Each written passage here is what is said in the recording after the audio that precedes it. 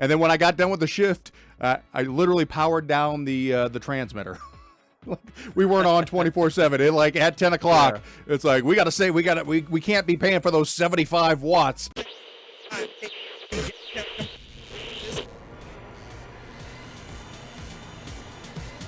Hi, I'm Nick Steele. I'm the host of the morning show on 99.5 The Wolf in Portland. And this week on HowToRadio, I'm talking to Jason Mahoney, one half of Dave Mahoney, the morning show at X107.5 in Las Vegas. I'm so excited to talk to this guy. I've known him for years, but I've never sat down and figured out his whole story, where he started, how he got into radio. So that's what we're doing here. But he is also the king of buying the best of the best and then settling for the basics. So he knows all about the gear it takes to build a home studio, and that's what we talked to him about in this video. So if you want to check out that, he's going to tell you how to build a home studio from scratch for your radio broadcasting and what you can do and what not to do. Some mistakes that he made, for instance, a $5,000 mic processor that you don't need. So go check that video out. But first, stay for this because Mahoney's a super interesting guy. We're going to talk about how he started in St. Louis, how he got his first job, and how he ended up on Dave Mahoney in Las Vegas. So without further ado, as everyone says, here's Jason Mahoney from Dave Mahoney. What's the very first song you ever talked into? Oh my God, I don't even know. I should know that. I should really know that. Oh my God. It was a big moment. God. I mean, it's 20 years ago now at this point, but I don't know what the first song, I mean, like I remember the first solo shift that I had. I remember that I was playing like crazy music. I was playing like Beach Boys. I was playing like some like old school Slim Shady. I was playing Rage Against the Machine. It was basically just a community college radio station. It was a community college radio station. So like I had the last shift of the day and I was able to go into the studio and just play whatever I want. I used to like, you know, we had cart decks back then, but if we didn't have it in the studio, like you had to bring your own stuff. So I would just like burn a master CD of my entire show that I was going to play for those 2 hours on a Thursday or a Friday night and just play them track by track by track, because I remember going, yeah, man, I got a CD rewrite burner. Oh, this is going to be this is smooth sailing for me. But I was playing like AC/DC. Man, it was just all over the place. But I legitimately do not remember the first song that I ever talked into on that station. Well, do you remember the first time you ever went live? That was the same time. They basically just threw me in. They're like, I was in a broadcasting program at a broadcasting school when those used to be a thing in St. Louis at the time, and I was going to a community college in St. Louis County Community College, and they're like, "Oh, you're going over there? We'll just throw you on." I'm like, "Oh, cool." And then they just and then when I got done with the shift, I literally powered down the transmitter. We weren't on 24/7. It like at 10 o'clock, it's like we can't be paying for those 75 watts that are coursing through that magnificent tower sitting out there. So please make sure to power it down and turn off all the lights in the studio so we don't it wasn't a hugely funded program, but it was a good time. The woman who ran it, her name was Diane Kirby, and she was great. You know, I can't believe she let me go on without even just basically just like meeting me. She was like, "Yeah, sure, you got it, fine." Yeah, and then I did that. I did that for about a year and a half, and then got my first job at an oldies radio station. You know, I drove around the Midwest. I don't know if your intro into radio was much like mine, where we you apply a whole bunch of places and you got to drive everywhere and you're just trying to get any job you can. And I think I had gone on maybe 10 interviews and interviewed at 10 radio stations. Nothing in my hometown would hire me. And then so I finally got a job at an oldies radio station where every song was literally, stopped being played as a current before the year I was born. So finally got that and was making that sweet $5.25 an hour. Another question I like to ask radio people, what kind of headphones do you swear by? Well, the headphones that I use are the ones that you're seeing on me, but I've got like four or five pair of these. I've got the MDR 7506s, which are just these are the industry standard. I mean, there is really no reason, in my opinion, to go with anything else. $100. They're great. They do everything that they want. I like the V6s too. I've got a couple pairs of those, but these are the ones that I find myself going to. Speaking of, and you get diminishing returns, especially like if you're looking to broadcast, if you're looking to be in radio. I mean, these Sonys have been the standard for what, 25 years now or longer at this point. I bought. Let me find it. Oh God. Here we go. These guys, look at how pretty. Oh, wow. Look at how pretty these are. These are Neumanns. Those are fancy. So these are beautiful. These are like the best mixing headphones on the planet. Little pricey coming in at $499. Not worth it for broadcasting. I would say get 5 pairs of the Sonys. I don't wear them. I love them. I love how they look. Yeah. They look amazing. And I'm like, I've seen no other broadcasters use these. You know, they had just come out when I was building my home studio, and I'm just like, I want to use these and be different. You know, like these are Neumann. Neumann is, you know, the king of audio, and they're just too heavy. And they are perfectly flat. So if you ever need to mix anything, if you know anybody who's a DJ who's into really heavy into sound editing, those are the greatest headphones that have ever been made ever. But if you're just looking to talk like you and I are, if you're looking to broadcast in the studio, the Sonys, buy 5 pair. Yeah. You know, I mean, I don't understand, like, don't buy the Beats. You know, and you can do the Beats but they're just the bass. The response time on them. It's just they're cheaply made, and these things will hold up forever. You can replace the ear cones for like $5. Definitely the most passionate response of headphones that I've gotten. Thank God. I thought I was the only one that cared because everyone else matters. Is like, I don't even know what headphones I use. Like this is a huge discussion on all the radio pages that I'm on. Headphones matter, and 7506s are the standard. So. I hate to be a gatekeeper to anything, and I hate to be the judgmental guy, but I'm like, if you're not rocking these Sonys, then I'm just not in on it. So where did you grow up? Did you grow up in St. Louis?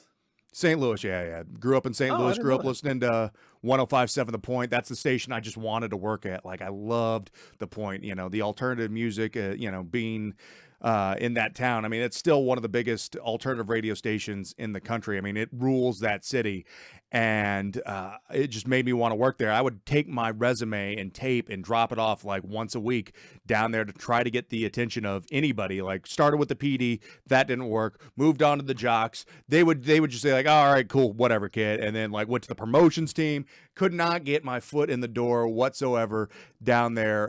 Finally got a call back from Tommy Mattern, who was the PD there, who has been for 20 plus years now at this point. I finally was able to get a call back from him in I think 2009, 2008 when I got fired in San Diego. He was like, "Hey man, you want to come out to St. Louis?" And I was like, "No, I don't." Really? Appreciate you turned it down?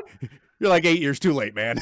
I'm like, I would have taken it had we not had our morning show lined up in Las Vegas. Dave and I were coming back to do our morning show. So it was just, we already had everything lined up and ready to go, even though both of us had already just been fired and it just hit the trades. But I appreciated it. But there's no way I'm ever going back to St. Louis. So you're in St. Louis, you get out of there. How did you get to San Diego? Well, I made my way from St. Louis to Champaign, went from Champaign to Las Vegas, lied my way into the job, told my program director at the time, Chris Ripley, I'm like, hey, man, my family's living out there, which was true. My parents had just moved from St. Louis to Las Vegas to be closer to other family and take care of my uncle. And I'm like, hey, man, I'm moving to Las Vegas in 3 weeks, so if you could give me a job, I'll take literally anything you got. And he's like, well, we have nothing full-time, but if you want to be our weekend guy and you want to work promotions, come on out. And I went and told my program director at the oldies station in Champaign, I'm like, hey, I got an opportunity to go to Las Vegas. And, even though it's only part-time, I was making, $5 an hour full-time, in Champaign. So it really wasn't much of I think I was going to make $7 an hour in Las Vegas when I first moved there in like 2003, 2004. And ended up out here and worked my way up from overnight or weekend overnight promotions to, did that for a couple years and then finally got the nod for overnights and then did that for a couple years. And then I got promoted to nights.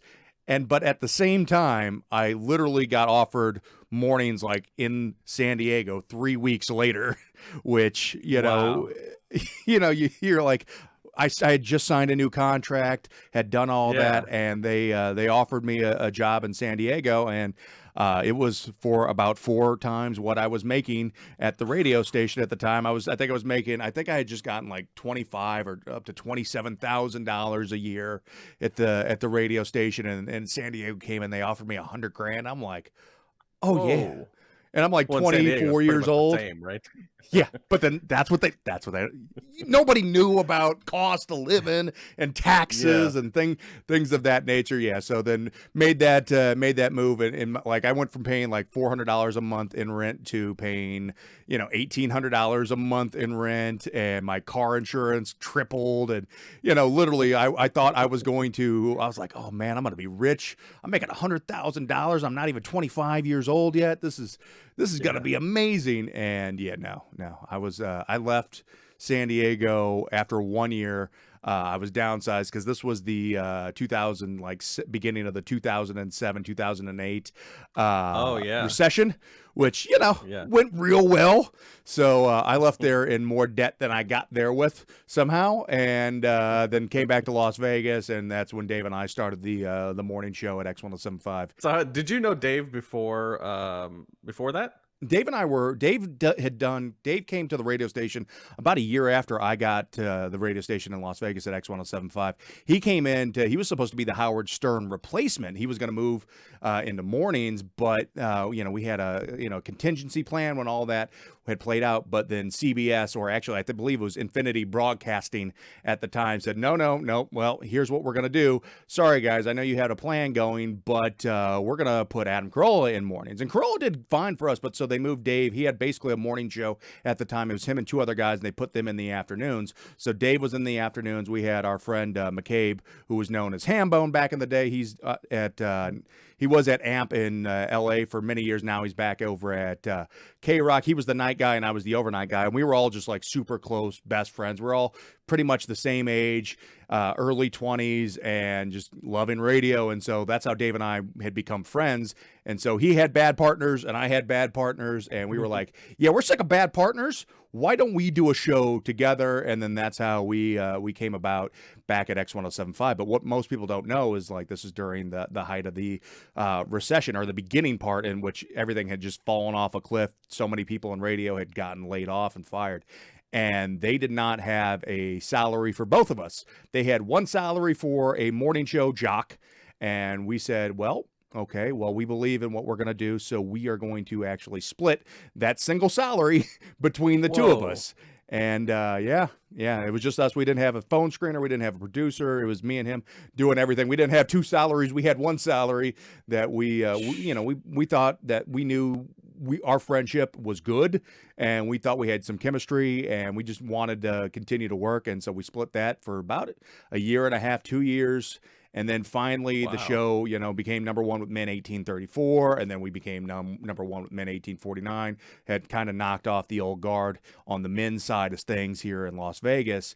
And then, we're able to finally start getting a reasonable salary that we could live off of. But the funny thing is, I actually, even though we split one salary, I still made a little bit more than what I was making as the overnight or night guy coming back. But Dave took a pretty significant haircut, over 50% to take that on. But that's why, like, I think we've been together for 11 years. We've been friends for 14, 15 years. Now at this point, we've been through everything, people trying to break up the show, bad partners. We've had, bad program directors. We've seen it all. And through all of it, like, our friendship has remained stronger than ever. So it's, I'm in a lucky place to work with somebody who I love. And, it's a little bit different than you. You also are in a similar situation like that. We don't have that kind of relationship, though. We don't have babies, though, yet. Although you with both technology, make baby.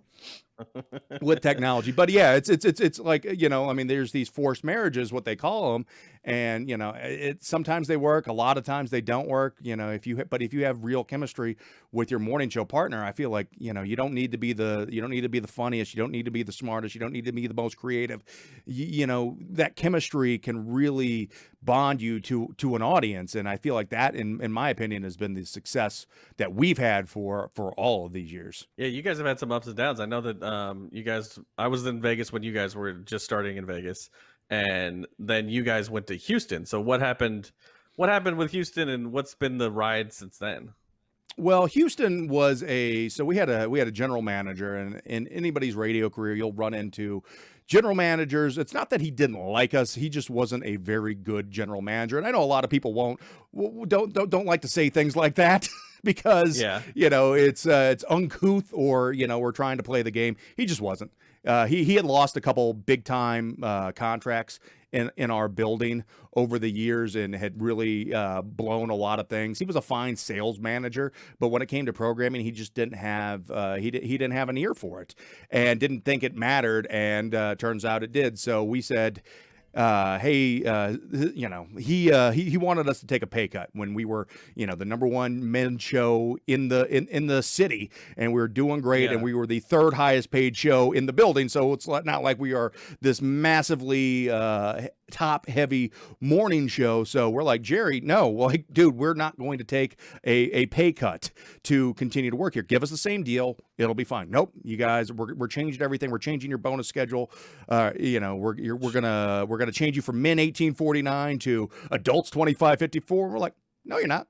No, that just ain't gonna happen. And so came down to that, and because adults 2554, we do well, but we aren't number one. There's another show in the city. Mercedes has always done very well there, and they have more women than we do, even though our women numbers are strong, but not nearly as strong as a hot AC station. So we said, hey, you know what, this just isn't going to work. The company at the time, CBS, said, hey, we like what you guys are doing. We think what you're doing is well. We'll give you these monster pay raises, and we're going to move you to market number 5, market number 6, the third largest city in the country. You're going to Houston, and our former program director was the new vice president of programming down there. So we followed, and we were supposed to turn that into an alternative station. So it was going to be like a hot AC alternative hybrid with a little bit of AAA in there to kind of really go after the number one station in that market, which was the Buzz.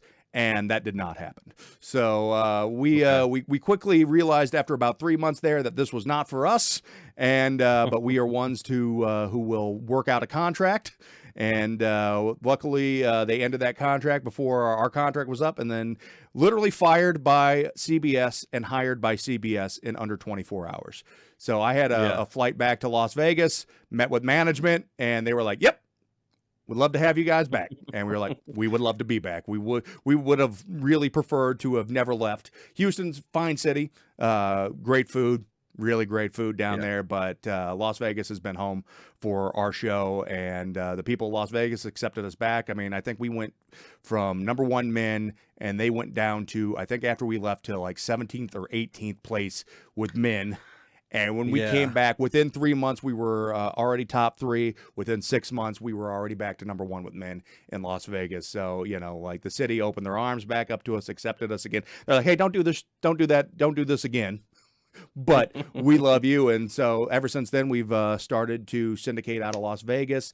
We got a lot of roots here. And, as this business continues to change, I don't know if any of us can rely on a single city or a single market with bigger companies. Maybe if you work for a mom and pop in a smaller city, maybe you can. But I just feel like the way that the economics are going, like syndication for us, because we love radio and this is what we want to continue to do, is the route for us to follow our dreams and continue to do radio. It's weird because I started kind of when you guys did as like a part-timer or something like that, but it's cool to think that you guys are as much of a staple in Las Vegas as like a Chet Buchanan in the Morning Zoo, and as a Mercedes and JC.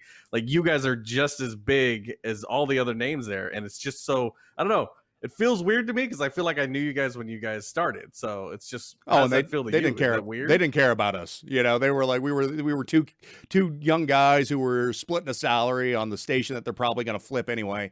But That's no, I all mean I heard after rumors when I was working there. yeah, It's like, yeah, well, we're gonna flip that to talk or simulcast or it's going to be something. I was like, well, Spanish or sports yeah, or it country was or always the you threat. know. Yeah, There's always been, alternative. If I could give any advice to anybody, don't get into alternative radio.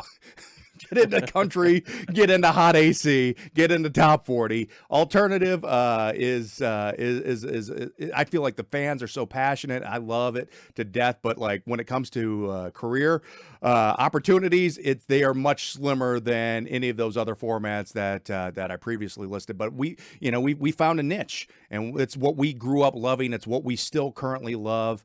And we love X107.5, and it's weird to be in that same conversation. Chet and Mercedes were always the two biggest shows in Las Vegas for who knows how many years, like 20 plus now at this point. And the fact that we're all in the same building and we all get along together. And Chet and I have a really great relationship, and JC and I occasionally will get together and smoke some Padrones. We have an affinity for wonderful cigars, and so it's a good place to be. Everybody's competitive, everybody wants to win, nobody wants to lose, but the relationships there are fun, and it's a good place to be. That's the one thing that like it was Infinity Las Vegas, then CBS Las Vegas, and now Intercom Las Vegas. They have some really great morning shows, and I think they make us all work a little bit harder to try to nudge each other out, but we all kind of have our own like unique pathways or little niches carved out in Las Vegas,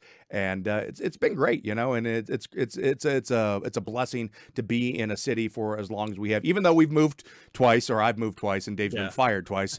We've been hired by the station 3 times, the same station 3 times. We've never been fired from this station, so yet. So it's a pretty unique experience, and we love the city, and it's been through a lot, but there's no place on the planet that I would literally ever live. We've had opportunities, since coming back to Las Vegas for big time markets, and we're just now, we love Las Vegas, man. Like this is home for us. What's the next step? So you guys have already syndicated. How many stations are you on now? We are on 4 other radio stations, 3 or 4. What are we on? 3 or 4 radio stations. So it's coming along, so we're kind of doing the DIY method. There's a couple syndication companies that are out there that are great to work with. And, we've partnered with Compass Media, which, I love Compass. They have some really, really strong people there from the top down, and their guy on the streets, Doug Ingold, is one of the absolute best, but we're kind of doing it all of ourselves. So, they're handling the sales, and we're handling the stations relations. So it's not this it's not super glamorous, but it's fun because you get to meet a lot of different programmers, talk to a lot of different programmers, and we're just trying to grow it day by day into something that makes sense for those stations who want to partner with us. We're not just trying to add stations who are off a checklist or anything like that, and trying to get as many as we can. We want to find people and stations who believe in us, and we believe in them, that we can make a great partnership and continue to do great radio and have some rating success for those markets. We don't think we're a fit everywhere, but there's a lot of places where we do fit, and we want to do everything that we can. We do custom breaks for each one of these, each market that we're in. We do custom liners, we do custom promos, we do, we try to make it as local and as clean sounding for each station that we're on as possible. And it's worked really well. We've got some really solid response from our first market that we were in, which was in Albany, New York, and they're doing really well. And we're on the Fox in Appleton, and man, like Appleton they have a rabid fan base, but the Fox has been a classic, or a heritage radio station in that market for many years, and the listeners have, we've only been on there for a few months, and they've taken to us. And one of our friends in Cedar Rapids has put us on one of his talk stations. We're on a sports talk station in Cedar Rapids. Our friend Chris Jackson out there believed in us. We worked with him for many years in Las Vegas and Houston. He's running that station out there, and decided to take a chance and put us on out there as well. So it's interesting and it's fun, but it's a lot of work. But if you want to keep doing what you love, this is what you got to do. Have you fulfilled all your radio dreams? Is there anything left that you want to do and beyond, personally, or where's your next focus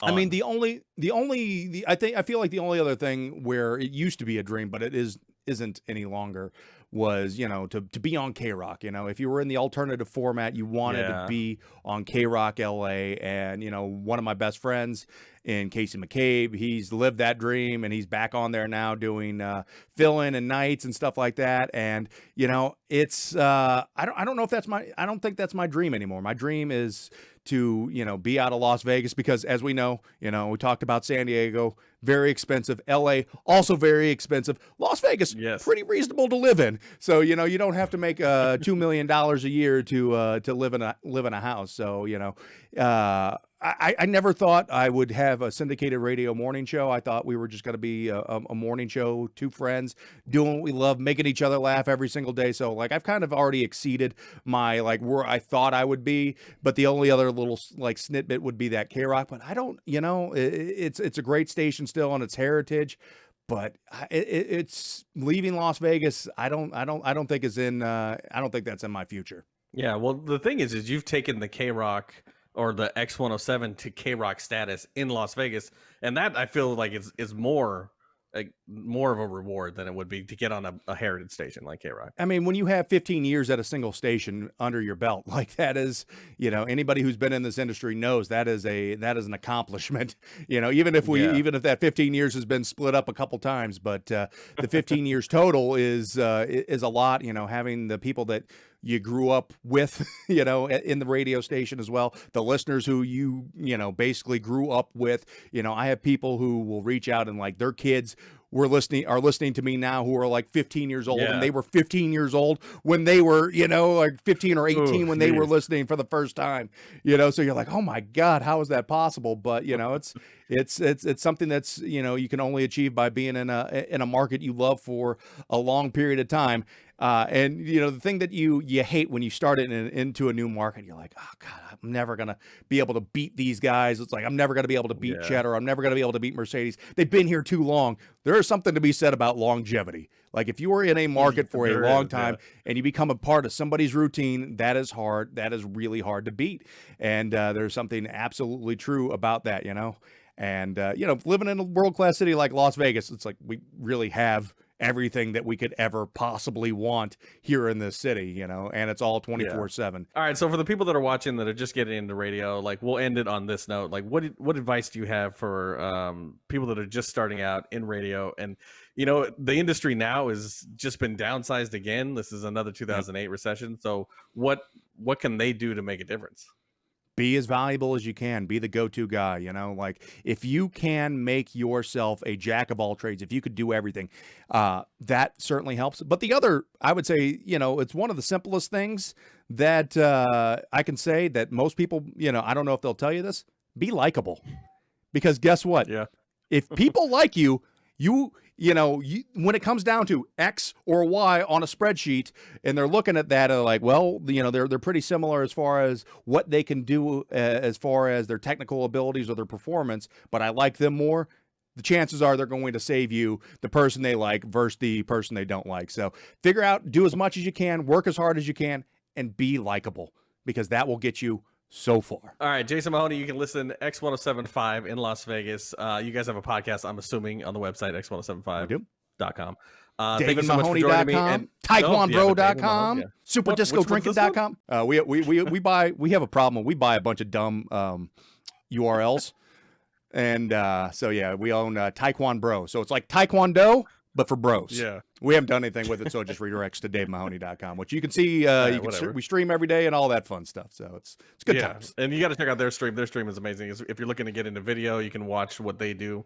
That's another one that I'm chasing, trying to look as good as, but I haven't yet. I'm getting there. But if you want to know about building a home studio, we're going to talk to Jason in a different video. So if you haven't seen that yet, Make sure you tune into that. Thank you so much for joining me, and I hope that you had fun. Oh, yeah. A lot of fun, man. Love it.